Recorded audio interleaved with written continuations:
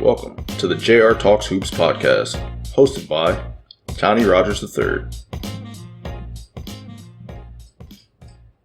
Hey everybody, and welcome back to the JR Talks Hoops podcast, episode 4. We got a good one for you today. We're going to be recounting the Christmas special, introducing a new segment, and at the end of the show, I'll have an interview with UNC Tarheels insider and host of the Locked On Tarheels podcast, Candace Cooper. So with that being said, let's get right into it. This new segment is going to be called In Case You Missed It, and I'm going to talk about everything that I'm not going to talk about in this episode. First off, I'd like to talk about how Trae Young went absolutely crazy on his opening night and had 37 points on 10 shots, which is absurd. Well, 12 attempts, but 10 makes. You get what I mean. And Ja Morant was not far behind, even though his team lost by a significant margin. He still ended the game with 44 points and went on quite a spectacle of a run late in the fourth that culminated in a self alley-oop off the backboard that he looked like he decided to do in mid-air, which just goes to show his level of athleticism and poise in games like that. Both of those players, I feel, are destined for greatness, but I would have had no time or topic to talk about them in today's show, and therefore I introduced this new segment.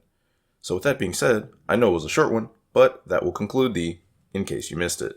And now, on to the Christmas games. First off, we had Miami and New Orleans. The Pelicans looked decent, but their defense just wasn't up to snuff against Miami's relentless motion offense.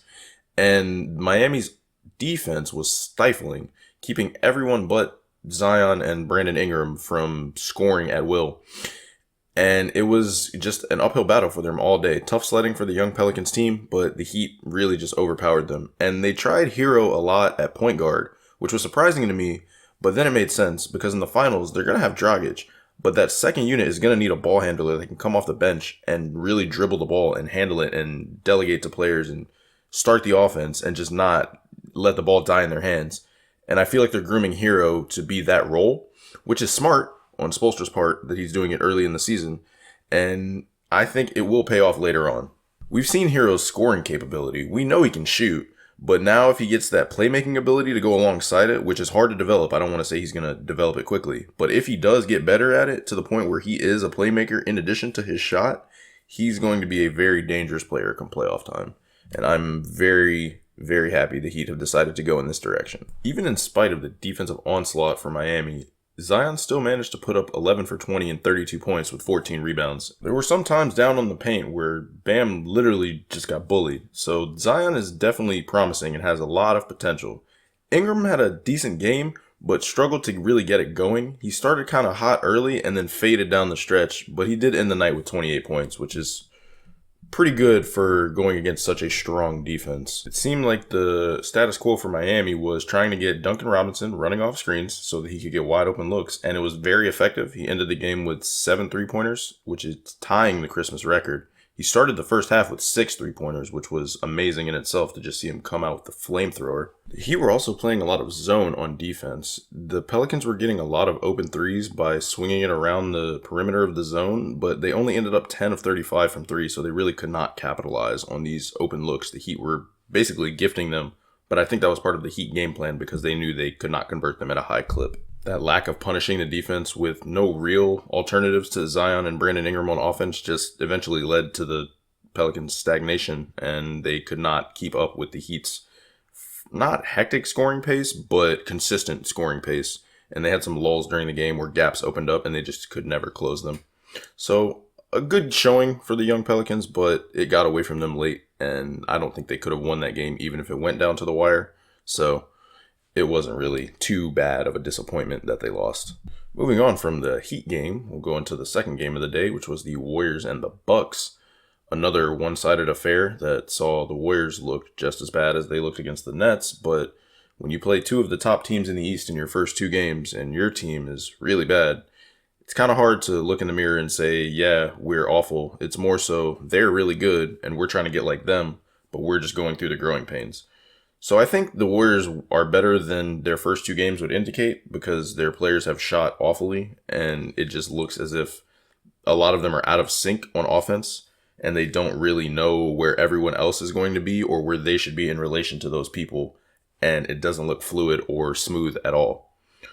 So it will be a learning period while they adjust to playing with Curry and getting that new system that Steve Kerr runs down pat.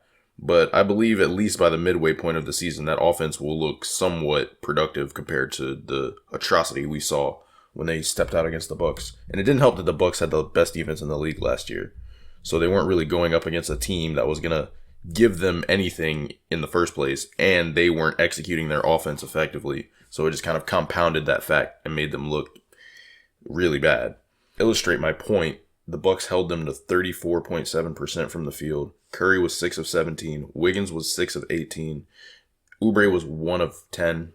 And those are supposed to be your leading 3 scorers. And Wiseman was the only one that shot well from the field, and he shot 50%. So it wasn't even like he was making all the dunks and rim runs he does, which is really his only source of offense. His shot doesn't ever really fall, and whenever he shoots it, it looks kind of awkward. But I get that he's trying to hone it and shoot it in NBA games to get that comfort and just have that rhythm to know I can pull up for a jumper if I'm wide open and hit it in a game. So I appreciate that the rookie is at least trying to expand the limits of his game, but he's not a consistent volume source of offense. He'll score on his looks around the rim, but he's never going to be the one that's a difference maker. So his positive production really is just a silver lining among all of the poor production that was around him offensively. But on the other side, the Bucks looked impeccable. Giannis didn't have the greatest game. He shot very poorly from both the free throw line, 7 for 15, and the field, 4 of 14. But Chris Middleton was on fire, and he had 31 points on 10 of 15 with 6 3-pointers in 8 3-point attempts. Drew Holiday and Dante DiVincenzo were also scoring very efficiently, even though they were on relatively low volume. Holiday was 6 for 9 for 12, and Dante was 5 for 8 for 13, which is just exactly what you ask for from those defensive studs, is that they go on the offensive end and only shoot shots that are really good looks and therefore only score really highly efficient shots. And today was the perfect culmination of that philosophy. Neither one of them tried to do too much or command the offense or command the ball or just play outside their strength. And they scored a lot of not relatively easy baskets, but baskets that were in their wheelhouse and comfortable for them to score, as opposed to trying to stretch and force things.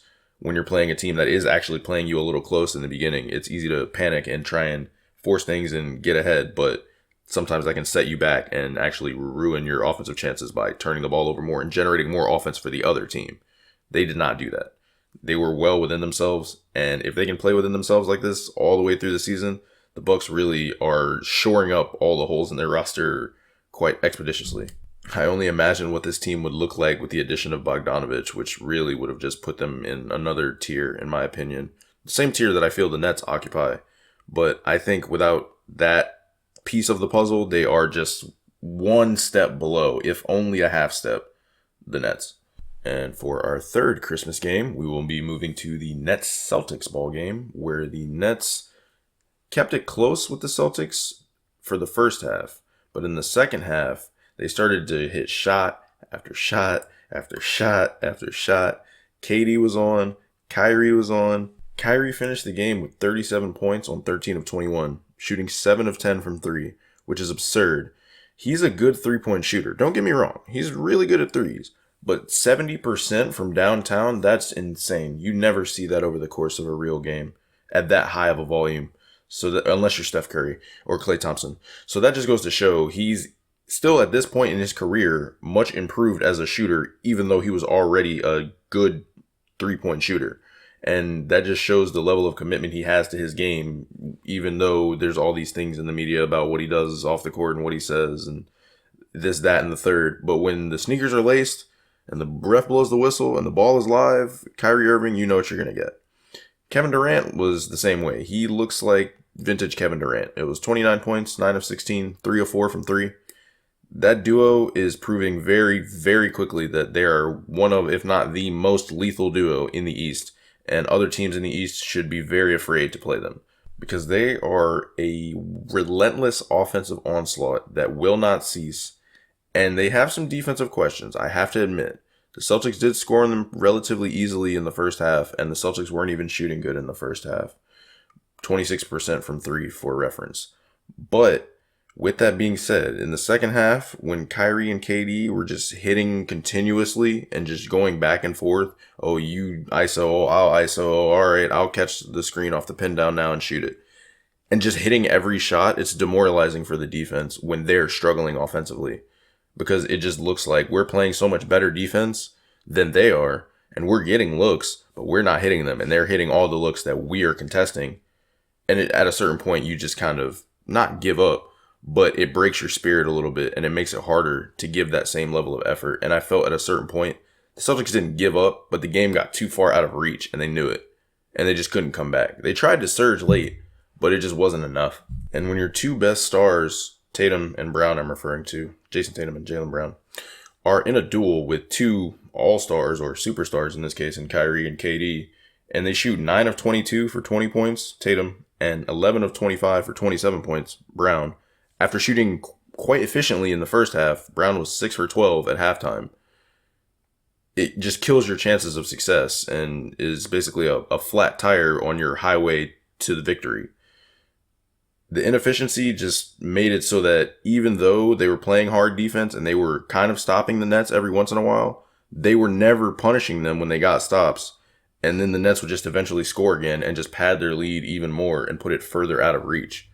It was a tough game to watch in the second half just because the Nets were not really doing better than the Celtics in the first half. It was only after halftime that the game got away from the Celtics, and the poor shooting contributed to it heavily from their stars. But I feel like the stars shooting poorly bled over to their teammates because most of the team shot poorly. But the stars were leading the way and they were shooting poorly, and so I felt that everyone else was not getting good energy from them and therefore was not putting good energy out on the floor in the form of made shots. The craziest part is the Nets were actually behind the Celtics in assists. The Celtics had 23 assists to the Nets 21, and that just adds to my point about your star players needing to generate baskets.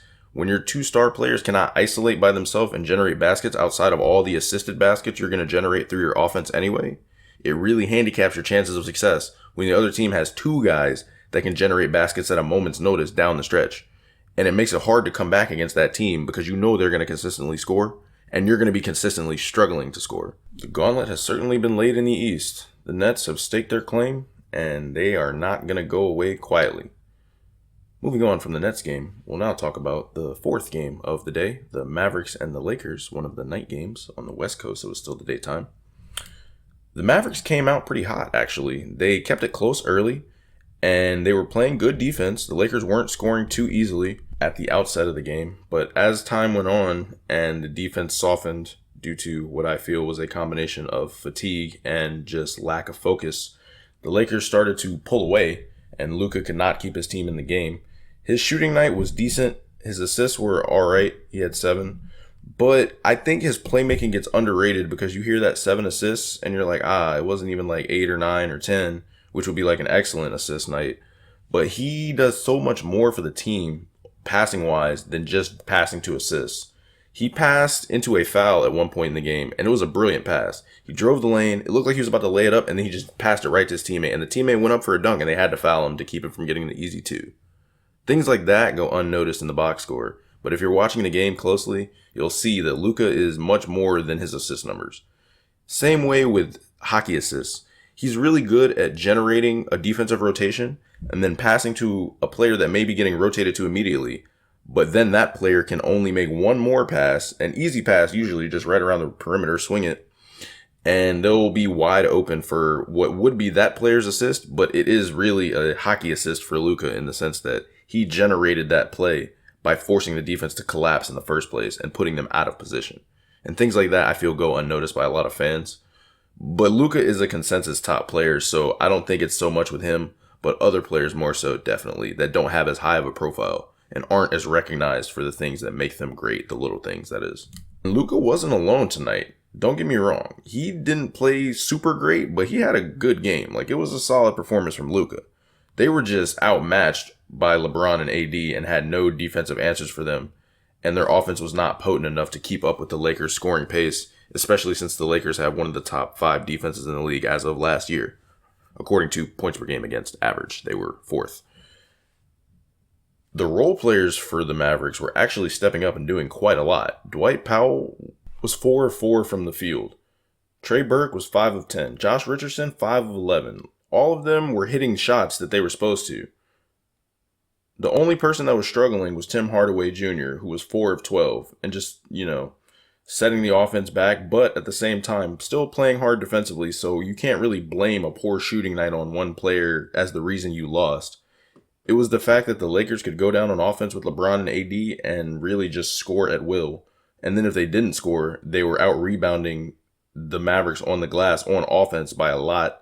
They had 14 offensive rebounds and 27 second chance points, which is absurd if you want to win the game, because defensive rebounding is very important to limit the other team's opportunities at the basket. Obviously, you can't get every defensive rebound, but if you're giving up 10 plus, almost 15 plus, and almost 30 points off of just offensive glass to the other team, those are very simple baskets for the offense to make because they get them within 5 feet of the basket usually.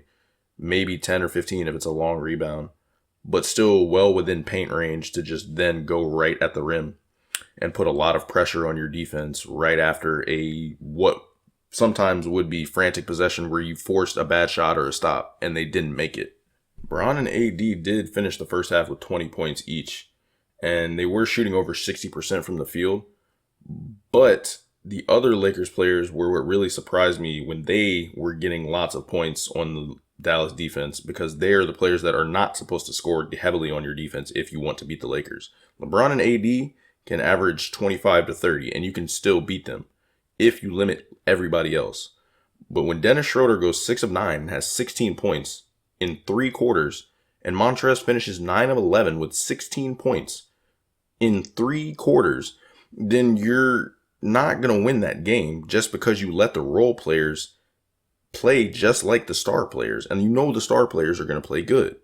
So you cannot let the offense be that efficient and still hope to beat them unless you outscore them at some breakneck pace, which is very difficult to do against the Lakers because of their stifling defense. I think Schroeder is underrated as a perimeter defender. He looked really good out there against the Mavericks. And when he was getting matched up against Tim Hardaway, he was giving him a hard time. The man only shot 4 of 12. It was pretty great showing from Schroeder and Harrell early on in their Lakers tenure, and I think it bodes well for their chances at a repeat championship, just because it looks like they got younger at key positions of need, and that's always a good thing for a team looking to run it back and go to the championship. Frank Vogel said before the game that he's trying to limit LeBron to 30 to 32 minutes early in the season to keep him fresh for later in the season in the playoffs. So AD at this point is the closer, and he came in, I believe, with about 4 or 5 minutes in the fourth and scored 2 or 3 3-pointers and had an assist to Schroeder off the pinch post on a give and go. That was just ice. Like, he iced the game, basically. He made it so that whatever comeback was even possible, it was just way out of reach. They were already down by a good 8-10 points, but he made sure they were down by 15-20 points before he went out, just to solidify the fact that I am the closer now. I don't need LeBron out here for me to come out here and score a bunch of buckets in a row, and I can put teams away if it's in striking distance and I need to put them away, LeBron or no LeBron. Because I feel like a lot of the narrative has been, how much better did LeBron make AD, as if AD wasn't already a top player in the league? I think it's just that now that he has a solid co-star to show the most of his talent, it's become a lot more apparent just how dominant he is at his peak. The Mavericks were without Porzingis, and they did play hard at the beginning, but the Lakers really just overwhelmed them, and down the stretch they pulled away, and it was no one's fault on the Mavericks that they lost. I think it was just a better team playing a worse team, and the better team won. Now, for our last game of Christmas night, the nightcap, the Clippers and the Nuggets, a rematch from the second round last year, where the Nuggets came back from 3-1 and upset the Clippers to go to the Western Conference Finals, where they then lost in 5 to the Los Angeles Lakers. A serious disappointment for the Clippers that got Doc Rivers fired.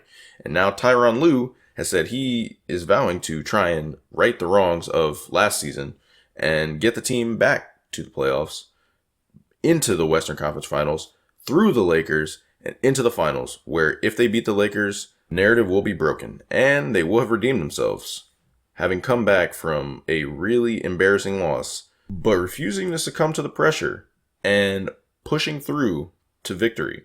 I'd be very impressed if they did it. I think they can do it, and I'm excited to see if they will do it. So, with that said, let's talk about the game. Paul George started off really hot. Again, he was hitting three-pointers very early. And I was glad to see it. I like this Paul George. I love it when Paul George is doing well. He's a very good player. And it sucks to see him struggle because people are so ready to criticize him when he struggles, but they're so slow to give him credit when he does well. Kawhi bounced out of his shooting slump he was in and came out 8 of 14 for 21 points before he got injured late in the game. He got lacerated by Serge Ibaka's elbow going up for a rebound. Paul George was virtually the same line, 7 of 13 for the same 21 points.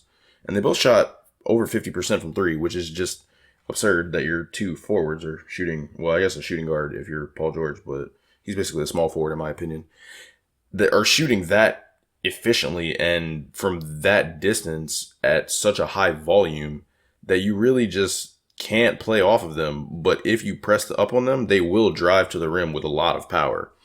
It's really a devastating duo on offense, and I think if they can stay on the court a lot together this season, they could very well be the first place team in the West.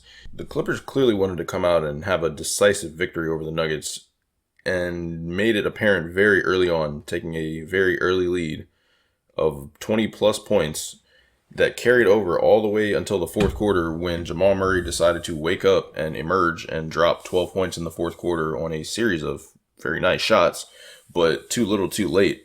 And it was just not enough in the tank for the Denver Nuggets to come back. But I feel if Murray would have played that way from the beginning of the game, it would have been much closer. And that speaks to the fact that he has never been a superstar in the regular season. He always elevates in the playoffs, but that's at the end when he's had the whole season to get ready and warm up and all that. And I'm not doubting him. I'm not saying he can't. I'm saying he just needs to get it going right now. If he, in the beginning of the season, can get it going, that's how he's going to get to that All-Star game. Like, that's how he's going to get those All-NBA considerations. You have to have the hot start. You can't go into a season with a slow start and then try and, like, fix your way out of it because when you average it out, it may not look as good as if you had the hot start and then you just kind of regress to the mean a little bit. It looks worse when you started off in a slump and then regress to the mean, like, upwards, because it looks like you just kind of became the player you were before. Two players on the Clippers that had really surprising lines for me were Nicholas Batum and Serge Ibaka. Serge, not so much. That 4 for 5 for 15, like, that's what I'm expecting. But Nicholas Batum coming out and dropping 5 for 8, it really just shocked me. Even though it was only 13 points, he played very badly in the game, and I honestly thought he was over the hill. I'm kind of surprised to see him still doing so well for the Clippers. But not in a bad way. It's just, I'm glad he can still produce at a championship level on a team that's contending for a championship. And show that he can play the defense, get those efficient shots, get off the court, and not be a net negative to the team. So for all his shooting struggles early in the game, Murray did finish with 20 points. And Jokic finished with 22 and almost a triple-double. He had 9 rebounds and 9 assists, which sounds like par for the course for Jokic, but let me tell you, Nikola Jokic this season looks very different than he did at the beginning of last season. Almost different than he looked when he got to the bubble because people were calling him skinny Jokic and he did lose some pounds, but it looks like he's lost more weight since then, or at least just been working out or something, to the point that he looked very fluid running up and down the court. He looked almost like a power forward at times, just the difference in size and like how he would move and run. He wasn't shambling and lumbering so much, so more so as like fluidly running down the court and dribbling and doing his moves that he normally does. And I think it just is a good sign for his future success, given the fact that he's already a top 10 player in the league, in my opinion. I think now that he's getting into a more like fit body type, it'll help him generate even more assists and offense for his team just because he'll have even more moves at his disposal that he can bust out at a moment's notice. And I think it might actually help with his defensive versatility since he is kind of a liability on defense. But this should be a way for him to get his lateral movement up and get vertical and challenge people in the paint more so than he has in the past. The scoring for Denver wasn't too much of an issue. They did shoot 48% from the field, but that 31% from 3 on 8 of 26 was really what just sank them because the Lakers were hitting threes at a very efficient clip and the Nuggets could not keep up. It was a scoring match the whole time, but once the threes started falling for the Lakers and they stopped falling for the Denver Nuggets, it was all she wrote. If the other team is shooting nearly 50% on three-pointers and you're not, it's going to be a very uphill battle to win that game. And the Nuggets just did not have the stops on defense outside of the threes to do that. All in all, it looks like the Clippers got their revenge. Now they can move on with the ghost of Denver Nuggets past vanquished and see what they do for the remainder of the season. That's all I have in regards to the Christmas games, but I just wanted to speak on the state of the NBA really quick. It looks like this year is going to be a great year for basketball. A lot of teams are going to challenge for the conference. A lot of teams are going to go into the playoffs not knowing if their opponent's going to beat them or if they're going to beat their opponent. And I just think it's great for fans. We are going to get to see some basketball that is very competitive, very entertaining, and for the most part, unpredictable, because I don't think there is a clear favorite right now. I can say teams that could win the championship, but then for every team I can say another team that could beat that team in a perfect scenario. And so it just looks like this season is going to be full of surprises, and I don't think anyone knows how it's going to end, but I'm excited to see it unfold, and I hope you guys are too. So without further ado, I will now move into our interview with UNC Insider and the host of the Locked On Tarheels podcast, Candace Cooper. Can you mention some of the challenges involved with hosting the solo podcast like Locked On Tarheels? Yeah, hosting solo is interesting because you really are talking to yourself. So all the funny jokes or, energy that you try and bring with other people, you have to create that yourself. So that can certainly be a challenge, but at the same time, you can record on your own schedule, which is beneficial. You don't have to depend on somebody else again to kind of have things flowing nicely. So it's nice in the sense because you get to do it on your own and it can be your own, right? So I can make it a conversational type show, or I can be very statistically oriented and throw out stats and, just be super all about, the draft or what have you. So I can create kind of however I want, which helps, with the content. It really is whatever idea I spark, and sometimes it works and fans respond to it, and then sometimes they're not feeling it. So it just makes for a good time because it's all about you and your audience. I see. And it's you trying to give your audience what they like the most as opposed to giving them what you say is the best, which is a thing that many people in media, I feel, kind of miss when they start off. They try and do, I'm good at this, this, and this, so I'm gonna just put out these things. But it's like, if nobody likes those things, you should look for what people like and then try and, see what people are putting out in those things. 100%. And I think there's, a happy balance of finding what you're good at and flourishing at, but also, trying to listen to your audience. But it's all about engaging with your audience. So whether you're doing that on social media or you actually have fans who listen to the show who respond to you, whatever your platform is, it's important to have those conversations. Indeed. I agree. And what is your opinion on the state of college basketball in regards to athlete compensation? In terms of endorsements, not the college paying them. I don't want to get into the NCAA paying players, the scholarships, all that. Just outside endorsements of their name and likeness. Sure. So I figure for me, if I can only speak for myself, when I was in school, I would have loved to have the opportunity to explore, not only being a swimmer, but an African-American swimmer, and kind of using that to my advantage, whether it was hair products. Everyone always asked me, what do I do with my hair? And I wash it. But if I could have had, Carol's daughter, Hair Caroline, being my brand or ambassador for it, that would have been awesome. Right. So I just look at those type of things where there would have been a great market to have. And it's something that kids can utilize if they want to be in marketing or they want to be in social media or branding or what have you. It gives them an early start. And it also just helps you create your, I wouldn't say identity, but it's just certainly, you recognize that you are a brand. So how you carry yourself and your level of professionalism certainly helps, as you navigate that space. So I think, at the end of the day, as much as we want to call them kids, 18, 22-year-olds are very smart. And with the world that we have now, everything's being so easily and readily available, why not give them an opportunity to make something out of it when everyone else seems to be making money off of them too? I agree.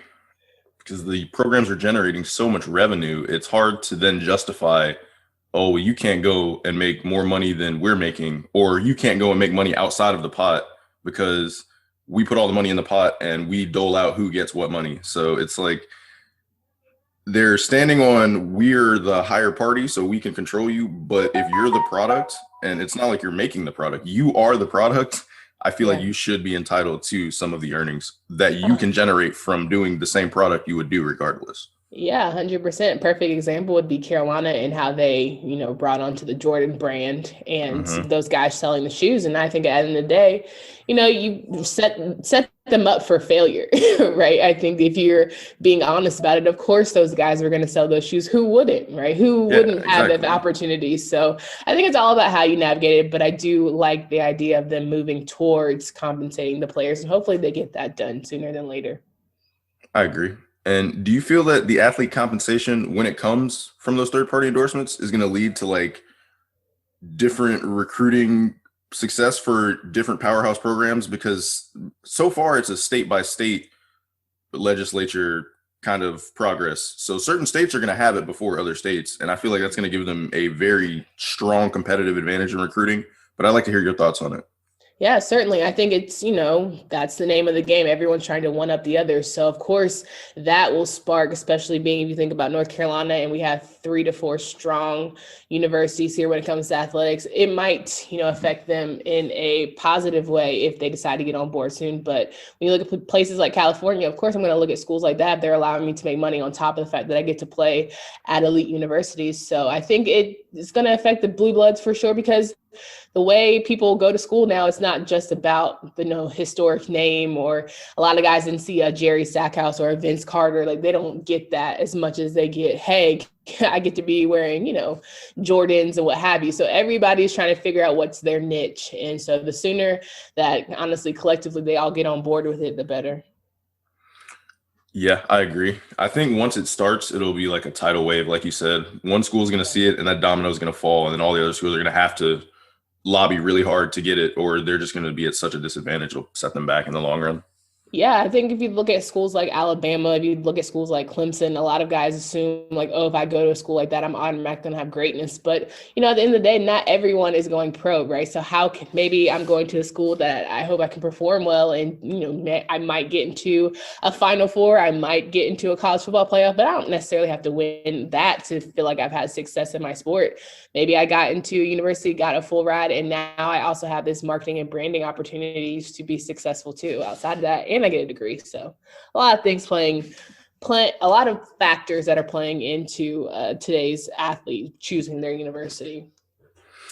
Oh yeah, and the factors just continue growing as the days go on. Yeah. I would hope, as me being kind of like the older sister nowadays, I'm like, education should always be first, because at the end of the day, you can blow your knee and you're going to need that. But I also get wanting to have as much well-roundedness as possible. Yeah, and danger of sounding cliche, it just reminds me of what I heard when I was going to college. I played lacrosse in college, by the way. It Cool. was if you blew your knee out tomorrow, or like say like you got trucked tomorrow and like you were injured and you could not play anymore, would you still be happy at the school, or would you be sad that now you can't play and the school isn't really that great, but you were here because so you could play? And so it's like when you ask an 18-year-old that, they're gonna act like, oh yeah, I'd be fine at that school if I couldn't play. But in the back of their mind, they're like, I'm not gonna get injured anyway. It doesn't Yeah, matter. for Like, sure. and so I think that having that guidance is definitely good, and I'm glad to see that you are trying to be that guidance for your younger generation. Absolutely. It takes a village. And I think when you have, it doesn't always fall on the right ear when you're coming from a place, a coach or someone who's maybe a booster, or, all the good stuff. But when you genuinely just want to see young, educated men and women out here succeeding, especially women and men of color, it's important to just, put in the right positive words for them to be successful. Exactly. And what are your thoughts on the Duke women's team canceling their season? And do you feel that other schools are going to follow suit soon, or do you think it's just an anomaly and other schools are just going to play it out? Well, yeah, shout out to Coach Lawson in her first year making a bold statement, right? I think it's crazy, that we've had to have someone at the Power Five level drop out so early, but not surprising to me. I think it should have happened for a lot of people for a lot of different reasons. But we also look at, Ivy Leagues, HBCUs who decide not to have a season, which is smart, in my opinion, with everything going on and how winter weather is not always kind, but it's just a lot emotionally. I don't think people understand the emotional toll that it takes to get yourself psyched up to perform, only to be let down because a team might have contact tracing, your opponent might not be able to play, you might not be able to play, all those different factors. It's a roller coaster that it's different when you're playing 8 to 10 games for football. It's a whole other beast when you're trying to play 24 games for for basketball, excuse me. And so I think it's just hard to kind of reconcile having these people play, these young men and women play for literally nothing, and tell them just to be happy about it. Like at this point, you got to put out the education point. It's kind of ridiculous, and to me, a health risk that's not worth it in the long run. And that actually touches on one thing that I was worried about before this season that I had a talk with my producer over the summer about. And I said, when the college kids go back, because she goes to Duke, and so she was a huge Zion fan, and like Cam Reddish and RJ, she was like, "Oh yeah, they're great, they're the greatest trio Duke ever." I'm like, "All right, they just went there when you went there. Let's relax." And so she was saying that when the kids go back, are they still going to have their scholarships? And I said, to the best of my knowledge, it was only if they play. Now, I'm not sure if that's actually what happened, but I'd like to ask if you knew, did the kids that opted out to not play also not get their scholarship, or was that not the case? From my understanding, they still have their scholarships. And as I want to say, it's always the fine print of the NCAA is that you can get your scholarship taken away for any reason, and coaches have the right to do that. So I think that would be very crappy and unethical to do that. But every year it's a contract, right? So every year your scholarship is up for renewal. So they can find a rhyme and reason to do that. I'm not sure that happened this year because that's really callous. Yes, that was what I was hoping would be the case, that even though, since to my knowledge, I knew in the NCAA rules, technically like your scholarship could be pulled for any reason, like you said, but I was like, are they going to see this reason and be like, "Oh, you didn't play, we're going to pull all your scholarships"? Like, I feel like the public opinion on that and the optics just wouldn't have been in their best interest. And so I was really concerned that players were just opting out and then having no chance to even continue on their collegiate journey and get their degree. Because like we said earlier, most players are not going pro. Like, they need that scholarship more for stepping on the court than for everything outside the court. Yeah, absolutely. So now the good thing is that the NCAA is granting them an extra year of eligibility. What's coming into play now is you have transfer portal that is very clogged. You have a lot of people who have incoming freshmen coming in who's, they assume that this certain player might not, or they assumed that the player was going to graduate, or if they decide to opt out, now they're, a junior coming back for another year. So their position could be taken away. So it's a lot of factors that will be interesting to see next year, how it all kind of comes to light, because, at the end of the day, it's a cold game, right? We know that a lot of people assume that they are the top dog until somebody comes in and like takes their spot or what have you. So a lot of people are going to get their feelings hurt next year and assume that they had a coach who's really understanding, but now things are like kind of back to normal. So it's kind of F it. So, it really is a dirty game. And a lot of people don't see that part of the NCAA and college athletes in Division I, but it's a lot of factors that I'm hoping it doesn't get as ugly, but it'll come to light. It always does. Oh yes, collegiate sports, very, very humbling experience. Yeah. It's like, oh man, I'm the best player on every team I've ever been. Wait, no, I'm not. And then you just, it's just like you get there, you learn, and you push through it. So yeah, I feel there will be a lot of disappointments from players that came back thinking, "Oh, I'm coming back, so like I'm obviously the guy," but it's really, you're coming back to compete for time with the guys I already brought in. Because I get 1 year of you, I probably have like 4 to 5 years of that person. So exactly. that's the other side of it. If you're just as good as me in year 1 and I'm in year 4, I mean, you're better than me because your trajectory is just, it's a cold game, but I mean, that's why they play, to be the best, to compete. Exactly. So it's a heart of a champion, 100%. And now for a real Carolina question. In your opinion, where do you think Garrison Brooks will go in the draft? And how do you think he'll do in the NBA compared to his contemporaries in Cole Anthony and Kobe White? I think Garrison is going to have to figure it out sooner than later to have some stock in the draft. I think that he is still trying to take in all of the hype that has surrounded him in the preseason. Mm-hmm. I am hoping that, he turns it on a little more in this ACC conference play, and then he does get himself in the second round. But right now, it'll be tough. It'll be tough. Last year, he was called to do a lot. To carry the team essentially, especially when Cole Anthony went down. So I feel like he puts a lot of weight and pressure on himself, but he has a lot more help this year. He has to figure it out. He has to find his footing, but I think he'll be there. He'll squeak in there from a politics sake, from having someone like Roy Williams vouch you. I think that he'll do fine. He's just gotta step up a bit. Yeah, I agree. I think he has all the tools. I think he just has to put the puzzle together, the Lego pieces together, as my friend likes to say. It just once he gets it all like straightened out and he's really playing with all his tools being utilized to their full, like he's definitely an NBA caliber player. It's just gonna be a learning curve, I feel like. Yep, absolutely. And now for my last question, what is your opinion on the recent influx of NC natives in the NBA, including but not limited to TJ Warren, Brandon Ingram, Bam Adebayo, Montrezl Harrell, Devontae Graham, Kobe White, and Cole Anthony, and Justin Jackson. Yeah. And Harry Giles. Well, growing up being from Raleigh, North Carolina, my family's from Kinston, North Carolina. So that's literally where the water is different. So I've grown up around basketball greatness. My family is family friends of Jerry Stackhouse. I know Reggie. I was in school with Reggie Bullock. So I have seen a lot of greatness from the Carolina areas, but it's nice to see the tradition continue.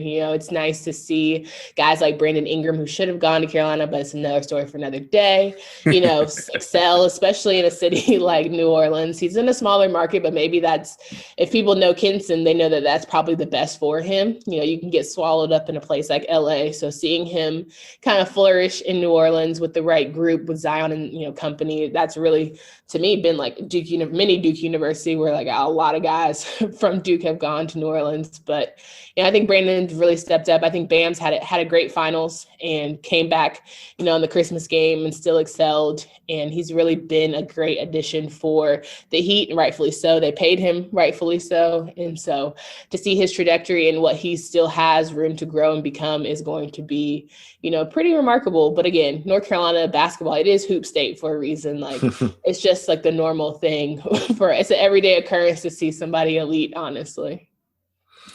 Yeah, it's definitely par for the course, I'll say. It's nothing new for North Carolina. And I'm glad to see that we have such a strong pool of talent in the NBA, and we can say we can claim all these players that we've put out just to show that we have good basketball at every level, not just college.